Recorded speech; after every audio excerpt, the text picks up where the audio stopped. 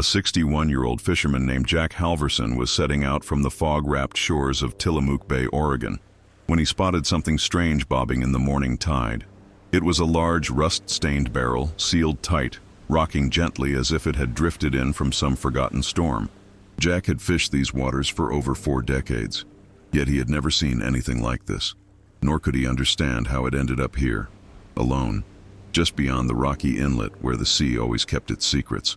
When the Coast Guard arrived and saw what Jack was about to open with nothing more than a crowbar, their faces turned pale as the dawn fog. Some say the ocean swallows what we're not meant to find, but Jack decided to open it right there. Would you dare to pull this open? Subscribe if you want to hear more stories like this. Jack Halverson had been on the water since before sunrise, the way he always was, the way he always believed a fisherman should be. At 61, his hands were permanently creased and nicked from years of hauling lines and gutting fish, his skin weathered to the color of driftwood under the Oregon sun. His small trawler, the Eliza May, creaked softly as it cut across the calm gray swells off Tillamook Bay, a place Jack knew better than he knew dry land. It was the last week of September, a time when the air smelled of cold salt and pine, when the seabirds moved quietly over the mist like drifting souls, and when the tides carried with them everything the ocean decided to return. The morning had been unremarkable, lines out, radio quiet, a flask of bitter coffee steaming at his elbow while he kept one eye on the fog curling off the water. But as the sun began to push pale gold across the horizon, Jack noticed something out of place. It was a dark shape, half submerged, moving slowly with the tide about 50 yards off his starboard bow. At first he thought it might be a log, the ocean's usual offering after storms, but there had been no storms, and the object wasn't floating the way a log would. It shifted oddly, rolling gently, the waves lapping against its sides in a rhythm that made it look almost alive. Jack eased back the throttle, letting the Eliza May drift closer, his eyes narrowing against the glare of the water as he tried to make sense of what he was seeing. The smell came first, a faint but unmistakable scent of rust and old salt, mixed with something else he couldn't immediately place. It was a smell that made him think of docks long abandoned, of places where the tide pooled in shadows and never seemed to leave.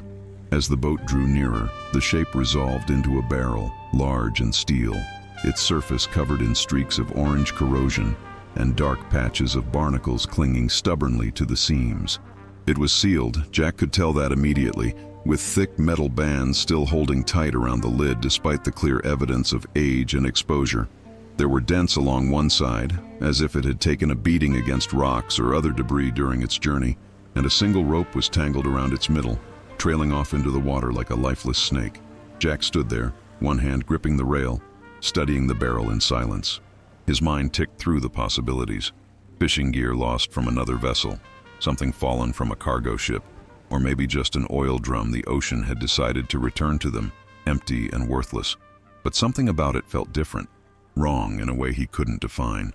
There was a heaviness to the way it floated, a tension in how it rolled with the swell, as if something inside shifted with a quiet, deliberate weight. He reached for the gaff, hooking the rope and pulling the barrel closer to the boat. It knocked against the hull with a hollow metallic thud, and Jack felt the vibration travel up the handle and into his bones. He hesitated then, listening to the sound, to the subtle echo that came from inside the barrel, as though something moved in response to the impact. It wasn't the slosh of water, nor the soft rattle of empty space. It was a dull, heavy shift, like something compact and deliberate, shifting in a way that suggested the barrel was far from empty. Jack's breath fogged in the morning chill as he leaned down, securing the barrel with a line so it wouldn't drift away while he examined it. The surface was rough under his fingers, the rust catching on the calluses of his hands as he traced the edges of the lid. There was a small section near the top where the corrosion had eaten deeper, exposing the silver of the steel beneath, a faint gleam in the rising light that made the barrel look almost alive for a moment. He checked the horizon out of habit, noting the absence of other boats, the thickening fog that was rolling back in from the sea, muffling the world around him in a damp hush. The only sounds were the soft slap of water against the hull and the distant cries of gulls. Jack was alone, as he often was, but for the first time in a long while, he felt the weight of that solitude pressing against him.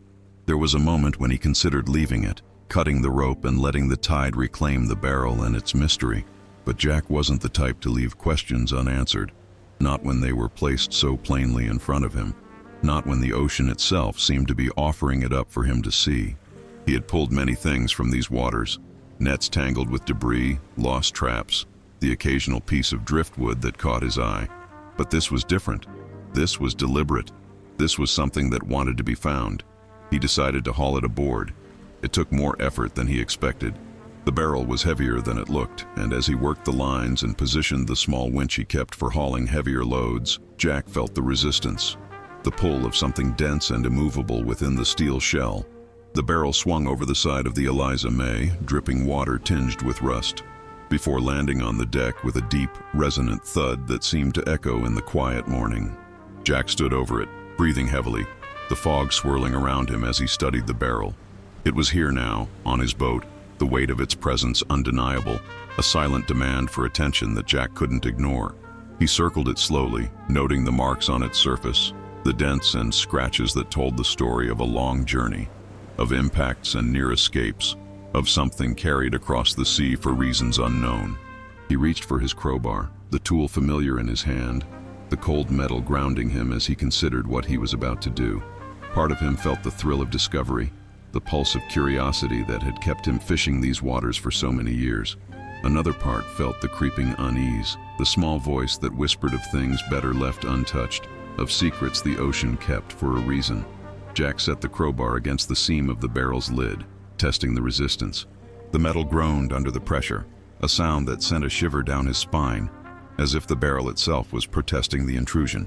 He paused, his hand tightening on the handle, listening again to the silence around him, to the gentle lapping of water against the hull, to the whisper of the fog moving across the deck. There was no one here to stop him, no one to tell him to leave it alone. Jack pressed down on the crowbar, feeling the lid shift slightly, a small hiss of air escaping as the seal broke for the first time in what might have been decades. The smell that came next was stronger, a sharp tang of rust and salt mixed with something else, something deeper and older, like the scent of wet earth and metal that had been hidden from the air for too long. He leaned back, breathing through his mouth, trying to place the smell as he worked the lid loose, inch by inch, the sound of grinding metal filling the air around him. It was a harsh, raw sound, loud in the quiet of the fog, a tearing of silence that felt like it was announcing what he was doing to the world. As the lid finally came free with a heavy clang, Jack stepped back, staring into the darkness of the barrel, unable to see clearly what was inside. The smell was stronger now, washing over him in a wave that made his eyes water, forcing him to blink rapidly as he tried to focus. Something shifted inside, a soft, heavy sound, like a sack of wet sand sliding against the metal. Jack's heart was pounding in his chest, each beat echoing in his ears as he leaned forward, trying to see into the barrel, to understand what it was he had pulled from the ocean. And in that moment, as the fog swirled around him and the sun rose higher over the cold waters of Tillamook Bay, Jack Halverson realized that whatever was inside this barrel was not just debris, not just refuse from a passing ship. It was something else, something that had been hidden away, sealed tight, and sent drifting into the ocean, never meant to be found. But now it was here, on his boat, and there was no turning back. Jack stepped closer, peering into the barrel, the shadows inside shifting with the light as he tried to see. He reached out with the crowbar, nudging whatever was inside, hearing the soft thud as it moved, feeling the weight of the moment pressing down on him.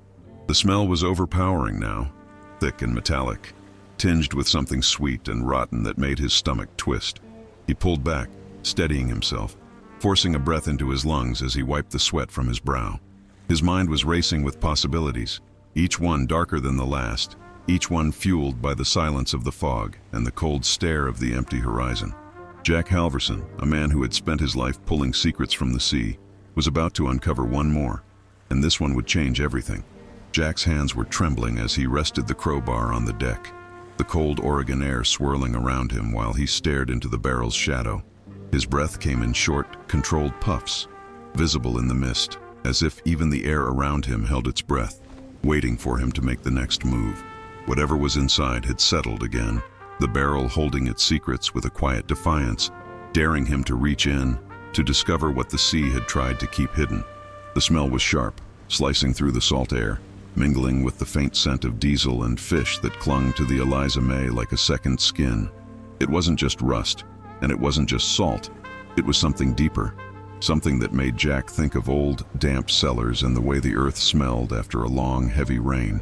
It was the smell of something that had been shut away for too long. Jack looked around, the fog pressing close, the world reduced to the gentle sway of the boat beneath his feet and the soft slap of water against the hull. The radio crackled quietly in the cabin, but there were no voices, just the hiss of static, a reminder that out here, in this moment, he was alone. He moved slowly, pulling a small flashlight from his jacket pocket, the metal cold against his fingers. Clicking it on, he directed the narrow beam into the darkness of the barrel, the light cutting through the shadows like a thin blade. At first, all he saw was the glint of wet metal, the condensation clinging to the interior, tiny droplets sliding down the walls like tears.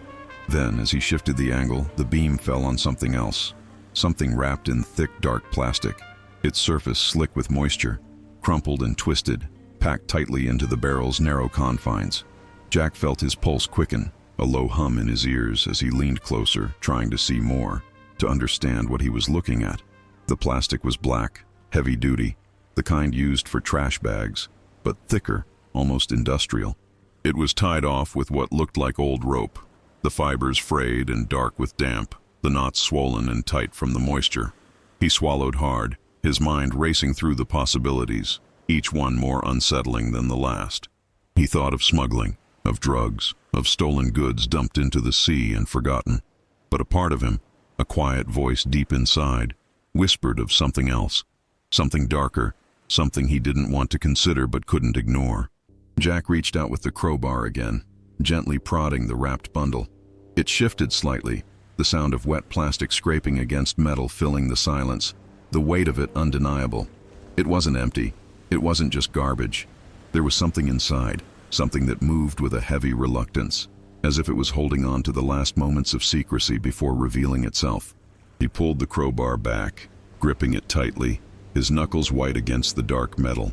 He stood there for a long moment, the fog pressing in, the barrel in front of him like a wound in the morning light, waiting to be opened further. Jack knew he couldn't leave it like this. He moved to the cabin, grabbing a pair of heavy gloves, the leather cracked and stained from years of use, before returning to the barrel.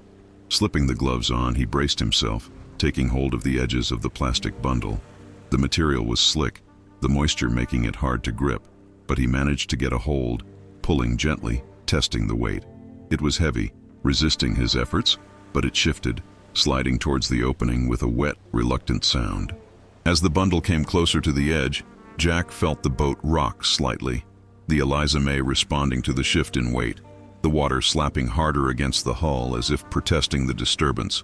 He paused, steadying himself, glancing around at the fog that seemed to draw closer, thicker now, reducing the world to a small circle of gray and white. With a final tug, the bundle came free, landing on the deck with a dull, heavy thud. Jack stepped back, breathing hard, staring at the dark shape at his feet. The plastic was torn in places, small rips revealing glimpses of something pale beneath, but not enough to see clearly, not enough to understand. The smell was stronger now, a thick, cloying scent that made Jack's stomach twist, forcing him to take a step back, pulling in a breath of cold, clean air to steady himself. The bundle lay there, silent, unmoving, the fog swirling around it like ghostly fingers, the sea watching in quiet judgment. Jack crouched down, the crowbar in hand, and carefully hooked the edge of the plastic, lifting it slightly to see what lay beneath. The material peeled back with a soft, tearing sound, the moisture making it stick, revealing more of the pale surface beneath. It was smooth, almost white, with patches of discoloration, a surface that looked almost like wax. Jack's mind struggled to process what he was seeing, the possibilities colliding in his thoughts, each one more impossible than the last. He pulled the plastic back further, revealing more of the shape, the fog catching in the folds of the material, making it look like smoke rising from the bundle. His flashlight beam danced across the surface, revealing lines and curves that made Jack's breath catch in his throat. It looked like... He pulled back sharply, the crowbar falling from his hand, clattering against the deck as he stumbled backwards, his eyes wide, his breath coming in sharp, ragged gasps. Jack stood there, the fog swirling around him, the boat rocking gently beneath his feet, the barrel open, the bundle exposed, the truth beginning to take shape in the cold, silent dawn. Whatever he had found, it wasn't just a piece of debris. It wasn't just refuse from a passing ship. It was something else. Something that shouldn't have been here. Something that made the hairs on the back of his neck stand up, made his skin crawl with the cold certainty that he had found something the ocean had tried to keep hidden for a reason. Jack knew he couldn't handle this alone. He moved quickly, grabbing the radio, his hands shaking as he adjusted the frequency, trying to reach the Coast Guard, his voice tight, controlled but edged with the fear he was trying to keep at bay. Coast Guard, this is the Eliza May, requesting immediate assistance. I've found something. Coordinates incoming. Static crackled in response, followed by a calm voice asking for details, but Jack hesitated, glancing back at the bundle on the deck, the torn plastic revealing more of the pale, waxy surface beneath. How could he explain what he had found? How could he put into words the fear that was crawling through him, the sense that he had crossed a line, that he had uncovered something that was never meant to see the light of day again? He gave them the coordinates, his voice steady, the weight of the moment pressing down on him as he ended the transmission. The fog was thicker now, the world reduced to the small circle of gray and white around his boat, the silence pressing in, broken only by the soft slap of water and the distant call of a lone gull. Jack turned back to the bundle, the torn plastic fluttering slightly in the breeze, the pale surface beneath catching the light in a way that made it look almost alive. He didn't know what he had found. Not yet, but he knew it was only the beginning.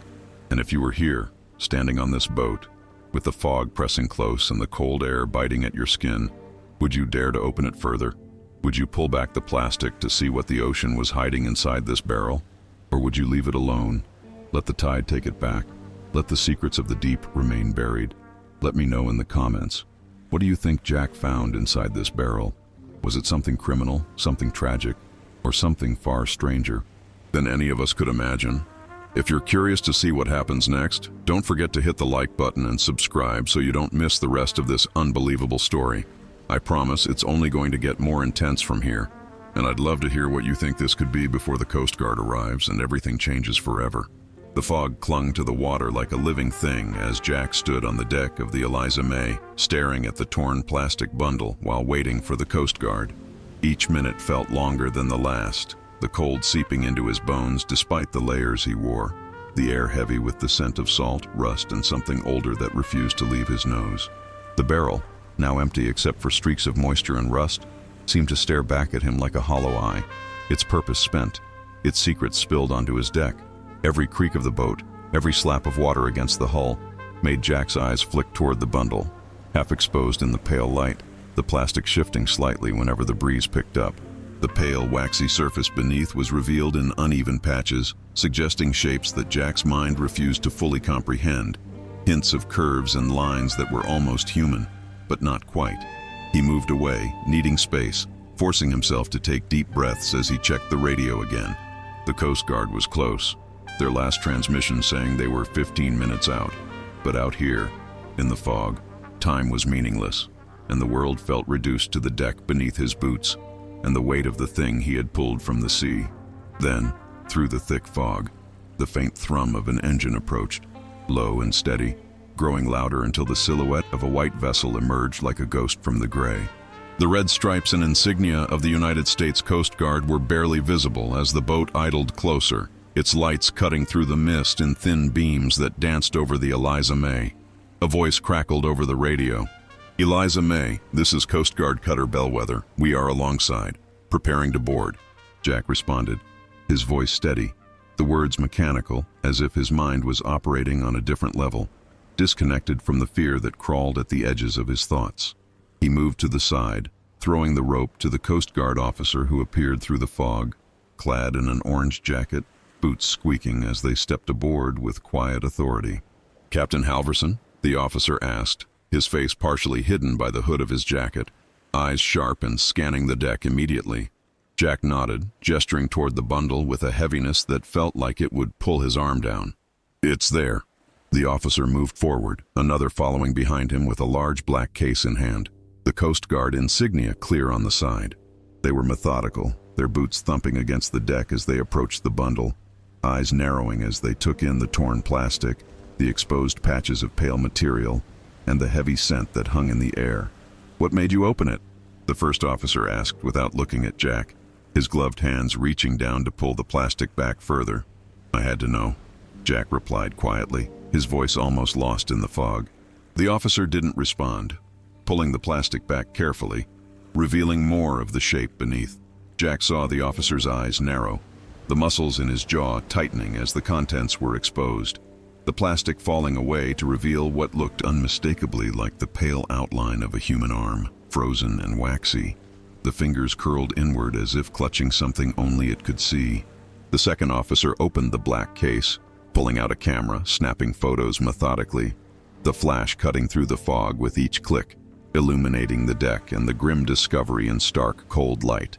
Jack flinched with each flash, the reality of what he had found settling in with each bright burst, the images burning into his mind. "This doesn't make sense," the first officer muttered, almost to himself as he pulled the plastic back further, revealing more of the figure. It was small, the limbs thin, the skin pale and waxy, the body wrapped in what looked like remnants of dark fabric that had deteriorated with time and moisture. The smell was stronger now, a cloying, sickly scent that made Jack turn his head, swallowing hard. "What doesn't?" Jack asked, his voice hoarse, the cold air burning in his lungs. "This shouldn't be here," the officer replied, looking up at him, his eyes hard but uncertain. "This barrel, the way it's sealed, the state of the remains, this looks like it's been preserved, not decomposed like it was meant to be hidden for a long time." Jack's mind raced.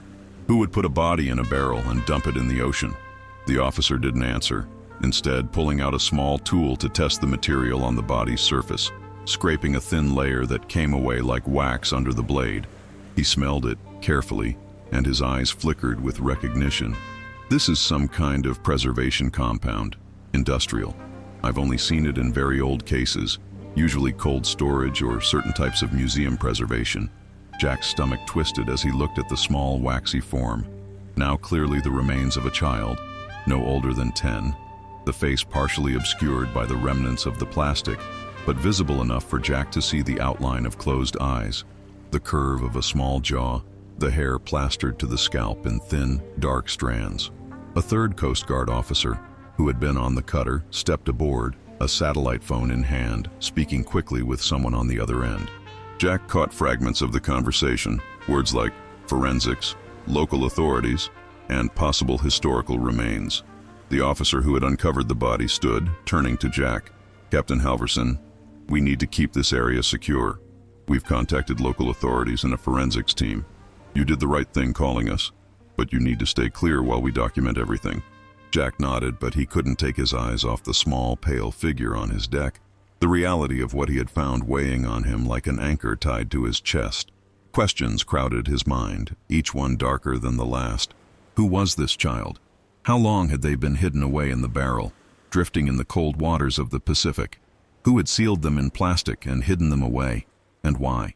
The Coast Guard worked efficiently, photographing, documenting, and taking samples. They placed small evidence markers around the bundle, numbers in bright yellow against the dull wood of the deck, the flash of the camera illuminating the markers like warning lights in the fog. At one point, the officer turned to Jack. "Have you ever seen anything like this out here before?" Jack shook his head. "Nothing like this. Nets, traps, debris, sure, but never this." The officer nodded, his expression grim. "We see a lot out here, Captain, but this is different. Someone went to a lot of trouble to keep this hidden." As they continued their work, the fog began to lift slightly, the gray light brightening, revealing the distant outline of the coastline, the trees standing like sentinels along the shore. The sea was calm, deceptively gentle, as if it had never carried secrets, as if it had never held this small, tragic mystery in its cold embrace. Jack leaned against the cabin, watching as the Coast Guard officers worked, the weight of what he had found pressing on him like the deep ocean itself.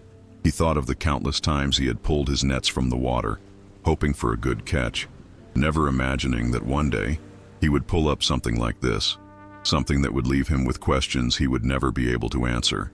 As they prepared to transfer the remains to the Coast Guard cutter, the lead officer turned to Jack once more. We're going to need to take your statement, and we may need you to stay in the area for further questions from local authorities." Jack nodded, unable to tear his eyes away from the small wrapped figure as it was carefully lifted, placed into a black body bag, and carried across to the waiting cutter. The sight of it disappearing into the fog felt like watching a ghost being taken back into the mist, leaving behind only questions, the silence of the sea, and the memory of what he had found. As the engines of the Coast Guard cutter rumbled to life, the fog swirling around it as it turned toward shore, Jack stood alone on the deck of the Eliza May, the space where the barrel and its contents had been now empty, but the weight of their presence lingering in the cold air. He stared at the empty spot, the dark stains left behind on the deck, the smell still clinging to the wood, and he felt the silence of the sea pressing against him once more, as if waiting to see what he would do next. And you, watching this right now, what do you think really happened here? Who was this child, hidden away in a barrel, sealed and abandoned in the ocean? And why did someone go to such lengths to hide them? Let me know your theories in the comments below. Do you think this was part of something criminal? Or could it be tied to a mystery much older than any of us realize? If you're as captivated by this mystery as I am, hit the like button and subscribe so you don't miss what happens next. Because what the forensics team discovered when they examined the remains will take this mystery to an entirely new level. The fog had lifted by the time the Coast Guard cutter reached the shore, carrying the small black body bag that now held the remains of the child Jack Halverson had pulled from the sea. Jack followed in the Eliza May, the old trawler moving steadily through the gray water, the engine humming softly, as if aware of the weight it carried in memory. Even if the deck was now empty, the harbor was quiet as they docked, the scent of salt and diesel heavy in the air, the cries of gulls echoing over the wooden planks, as the Coast Guard coordinated with local authorities waiting at the pier. Jack watched from the deck, his eyes fixed on the black bag as it was carefully transferred to a waiting van, the flashing lights reflecting on the wet pavement, painting the world in red and blue. Detectives from the Tillamook County Sheriff's Department were already on site, their expressions a mix of curiosity and the grim professionalism that came with years of seeing what people could do to each other. One of them, a tall man with deep lines etched around his eyes, approached Jack as he stepped off the Eliza May. "Captain Halverson," the detective asked, extending a hand. "I'm Detective Mark Ridley. We appreciate your cooperation." Jack shook his hand, his grip firm despite the cold that had settled into his bones. "I just did what anyone would have done." Ridley glanced back at the van where the remains were being secured. "Not everyone would have opened that barrel, Captain." Jack followed his gaze. "I had to know." Ridley nodded, understanding, then gestured for Jack to follow him. "We'll need a full statement, and we'll keep your boat here for now. Forensics is going to want to take a look at the deck." Jack agreed, his eyes drifting back to the van as it pulled away, heading toward the county medical examiner's office, where the true examination would begin. Hours later, Jack found himself in a small, cold room at the sheriff's office, a cup of stale coffee cooling in his hands as Ridley returned, a folder tucked under his arm, his expression unreadable. "We've got some preliminary findings from the medical examiner," Ridley began, sitting down across from Jack. "It's unusual." Jack raised an eyebrow. "How so?" Ridley opened the folder, pulling out a few black and white photos, sliding them across the table. They were of the remains, cleaned and partially unwrapped, the pale waxy skin clearer now under the harsh lights of the examination table. The preservation compound found on the remains is a mixture of paraffin wax and a type of industrial resin used in the 1930s and 40s for anatomical preservation, Ridley explained. "It's not something you see every day, especially not in the ocean." Jack frowned, studying the photos, noting the small frame of the child, the delicate bones visible beneath the thin layer of preserved flesh. "So you're saying it's old?" "Very old," Ridley confirmed. "The clothing fragments found with the body are consistent with garments from the 1940s, possibly early 50s. The fabric is heavily deteriorated, but the stitching and buttons match styles from that period." Jack's mind raced, trying to connect the dots. "But how did it end up in the ocean?" "Sealed in a barrel." Ridley shook his head. "That's what we're trying to figure out. The barrel itself is also old, but the sealant used around the lid is much newer, maybe from the 1980s. Someone reopened that barrel and sealed it again, decades after the child died." Jack felt a chill run down his spine, the implications settling in. So someone found the body and instead of reporting it, they sealed it back up and dumped it in the ocean? Ridley nodded slowly. That's one possibility. Jack leaned back in his chair. The images burned into his mind. The pale, preserved face of the child haunting him. Do you know who it is? Not yet, Ridley admitted. There are no missing persons reports from that time period matching the description, and the preservation makes it difficult to get DNA samples, but we're working on it. Jack stared at the detective, the weight of the discovery pressing down on him. Why would someone preserve a child like that? And why hide them in a barrel for decades before dumping them in the sea? Ridley exhaled, looking down at the file before meeting Jack's eyes. That's the question, isn't it? Over the next few days, the investigation unfolded quietly, the local news catching wind of the story, headlines circulating about the child in the barrel, sparking rumors and speculation throughout the small Oregon community. Some whispered about old crimes, about missing children from traveling carnivals that used to pass through the area in the 40s, about dark family secrets hidden in old homesteads now rotting in the forest. Others spoke of stranger things, of secret societies and experiments, of wartime spies and smuggling operations that might have used children as cover, or of superstitions that had never truly died, rituals meant to preserve bodies for reasons no one could understand. For Jack, the days blurred together, each moment replaying the discovery on the Eliza May, the smell, the weight of the barrel, the feel of the crowbar in his hands as he pried it open. The deck of his boat had been scrubbed clean by the forensics team, but Jack could still see the outline of the stains whenever he closed his eyes, could still feel the weight of the child's gaze, even though the eyes had never opened. Then, one afternoon, Ridley called Jack to the station, saying the forensics team had found something else. Jack arrived to find Ridley waiting with a small evidence bag, inside of which was a ring, tarnished and dull, with a single blue stone set into the band. We found this in the folds of the clothing, Ridley explained. It's small, sized for a child's hand, but it's inscribed. Jack peered at the ring, the faint engraving just visible in the light. It read, "Forever loved." Ridley continued, "We're hoping this might help us identify the child, but there's no record of a ring like this reported stolen or connected to a missing child case." Jack felt a wave of sorrow for the child, for the life that had been hidden away and abandoned in the cold sea. "Do you think the parents did this?" Ridley shook his head. "It's impossible to say. It could have been anyone.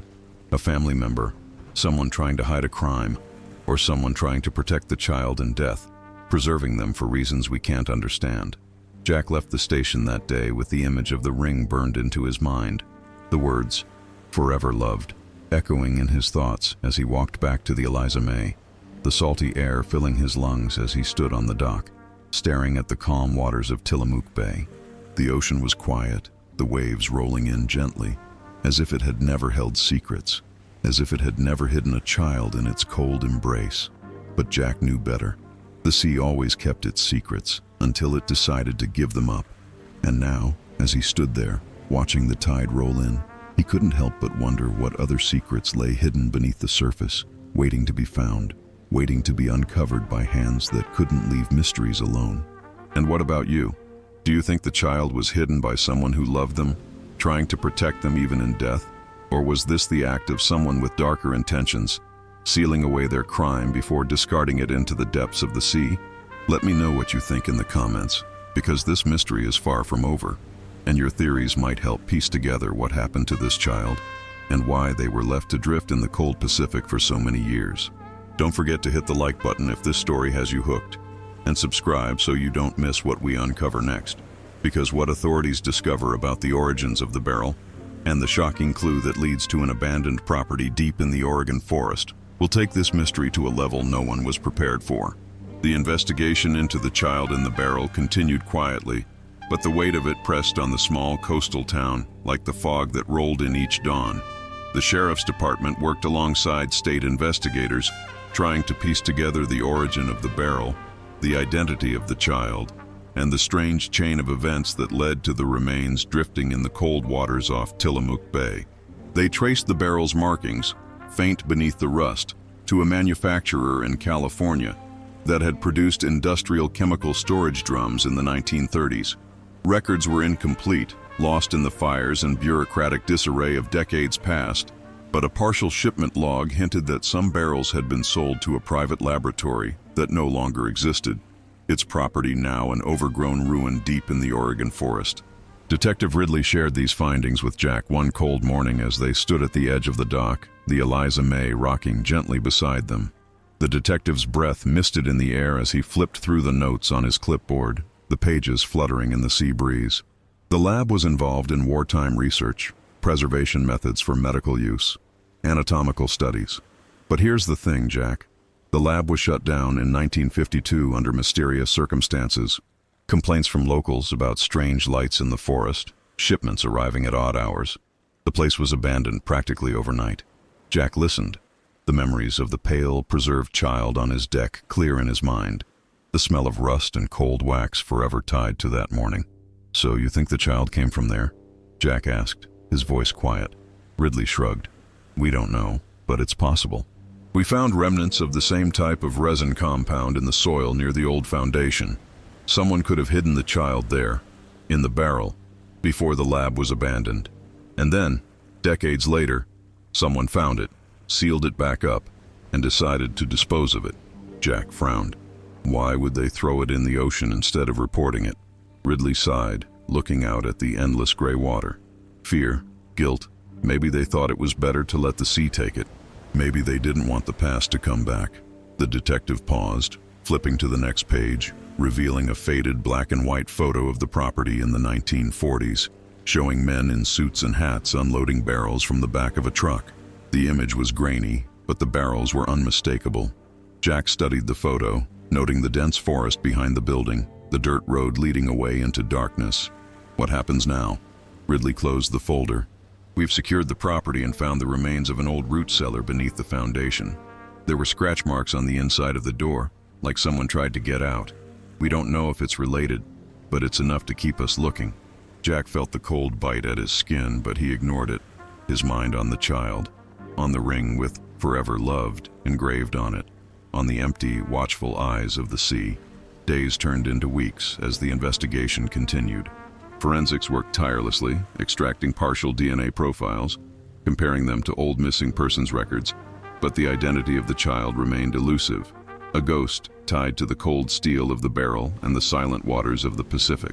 One evening, Jack returned to the Eliza May, standing on the deck where it had all begun, the wood beneath his feet still carrying the memory of the weight it had once held. The sun was setting, painting the sky in streaks of purple and gold, the waves rolling in with a soft hush.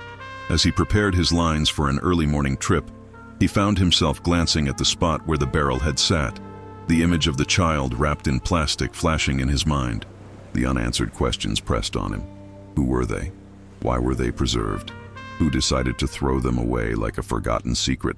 The official investigation slowed as winter approached, the weather turning harsh, the forest roads becoming muddy and impassable.